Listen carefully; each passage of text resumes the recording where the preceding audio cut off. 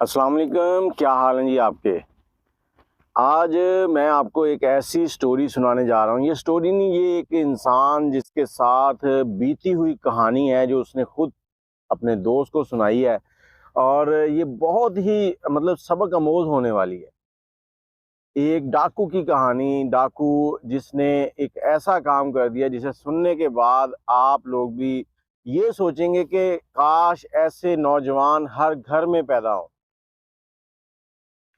अच्छा, हुआ क्या, ये वाक़या जो है ना, ये पसरूर सियालकोट का इलाका है, पसरूर उसके एरिये में वाक़या हुआ है।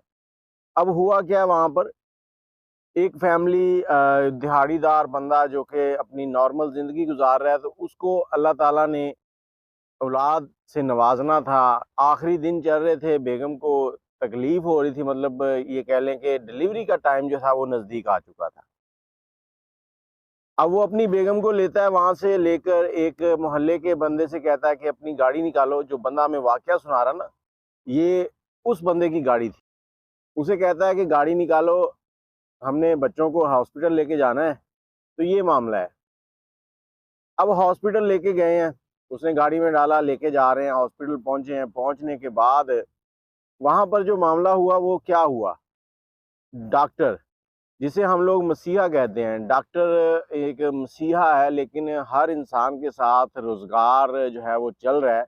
लेकिन ये जो पेशा है ना, इसमें 90% जो डॉक्टर है, माज़रत के साथ है कि वो डॉक्टर नहीं, जल्लाद है, कसाई है, लोगों को ज़िबा करते हैं। अब डॉक्टर के पास पहुँचे हैं, डॉक्टर ने चेक किया, चेक करने के बाद डॉक्टर ने कहा जी इनका ऑपरेशन करना पड़ेगा, मामला सीरियस है। ये 2014 का वाक़या है। मामला सीरियस है। उस टाइम पे जो डिलीवरी के चार्जेस थे, वो अगर आप दरमियाने से हॉस्पिटल में जाएँ तो 20 से 25 हज़ार लिए जाते थे, और कमरे का किराया अलग से, कुछ और मामला भी होते थे, तो काफ़ी खर्चा हो जाता था। अब ये जो बंदा था, ये बड़ा परेशान हुआ, क्योंकि ये घर से जब निकला, घर में जो पैसे जमा किए हुए थे, वो सिर्फ़ और सिर्फ़ 7,000 रुपए थे उसके पास। अब उसने डॉक्टर से कहा कि डॉक्टर साहब आप ऑपरेट करें, ये 7,000 रखें, मैं जा रहा हूँ, मैं पैसों का बंदोबस्त करके वापस आता हूँ। डॉक्टर ने कहा नहीं जी, आप पूरी पेमेंट जमा करेंगे तो ही आपका मरीज़ एडमिट होगा यहाँ पर। क्यों? क्योंकि अगर आपने पेमेंट कम दी और हमने ऑपरेट कर दिया, बाद में आप लोग यहाँ पे लड़ाई झगड़ा करते हैं, पैसा नहीं देते और हम लोगों को परेशानी होती है। इसलिए आप अपने मरीज़ को साथ ही ले जाएँ।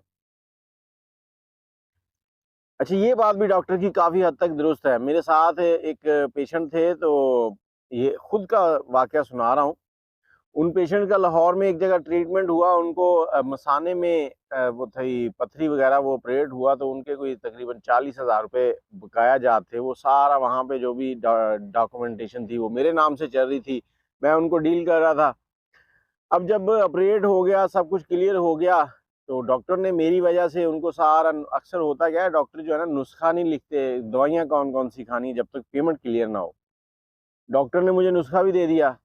अब वो बंदे मुझसे कह रहे हैं कि चलो हम बाहर निकलते हैं, हम चले जाते हैं। मतलब डॉक्टर भी अपनी जगह पे ठीक थे।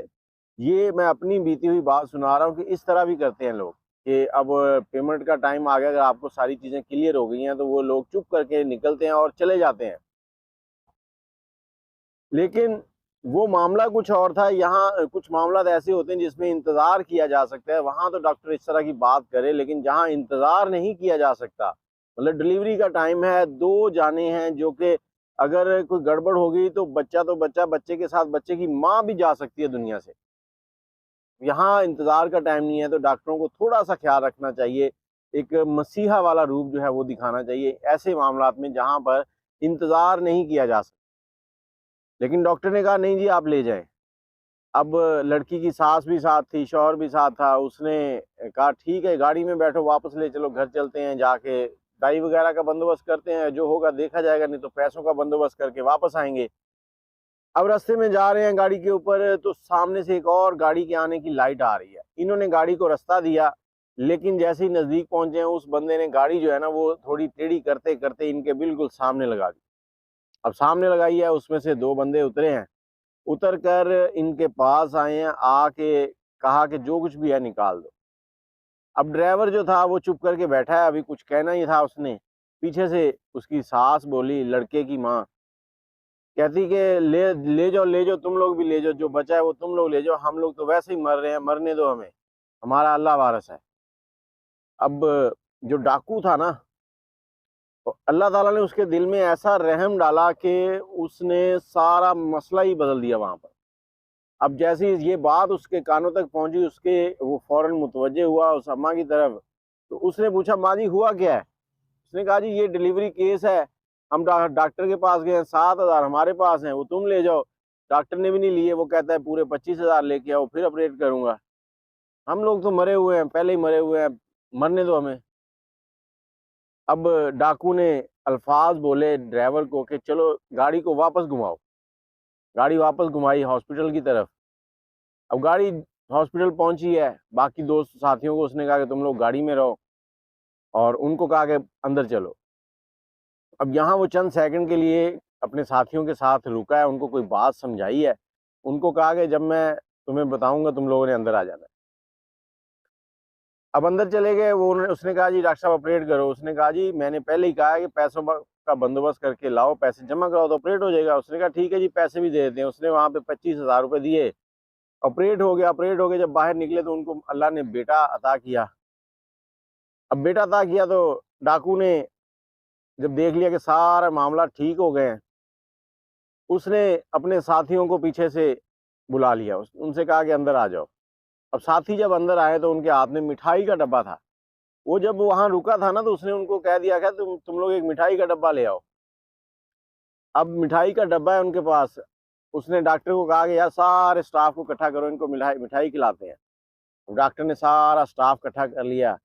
जब स्टाफ इकट्ठा कर लिया, तो जो डाकू था उसने और उसके साथियों ने निकाली गन।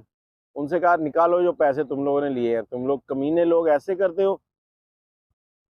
अब वहां पर उसने सारे पैसे जो 25,000 वहां जमा करवाया था वो उनसे वापस लिया कि ये गरीब लोग हैं, तुम लोग इनका एक इलाज भी नहीं कर सकते यार, एक किसी एक शख्स के लिए तो अपनी फीस माफ कर दो। पैसे उन्होंने उनसे लिए, फालतू नहीं लिए, जो उन्होंने दिए थे वही पैसे उनसे लिए।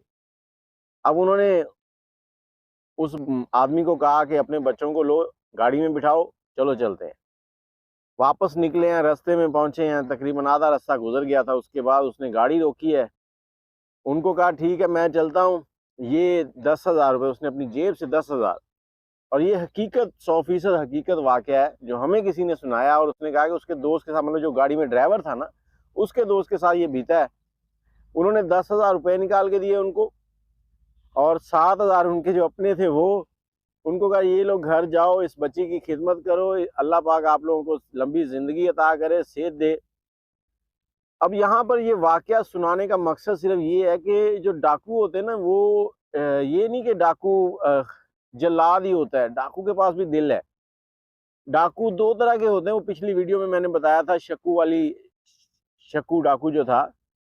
तो दो तरह के होते हैं, एक होते हैं जो हालात से तंग आकर डाकू बनते हैं और नस्ली होते हैं, और एक होते हैं बेनस्ले जो सिर्फ टाइम पास करने के लिए किसी की मुर्गी चोरी कर ली, किसी का कुछ चोरी कर लिया, इस तरह के डाकू। बाकी ये बंदा जो था, अगर हयात है तो अल्लाह पाक उसको हदायत दे, अगर इस दुनिया से जा चुका है जो डाकू था, तो अल्लाह पाक उसकी आखिरत संवार दे, उसके दर्जात बुलंद करे, और जितने भी हालात के सताए हुए लोग हैं अल्लाह पाक उनकी मुश्किलात आसान करे। मुझे इजाज़त दें, अपनी राय जो है वो कमेंट में ज़रूर लिखिएगा, दुआओं में याद रखिएगा। अल्लाह हाफिज़।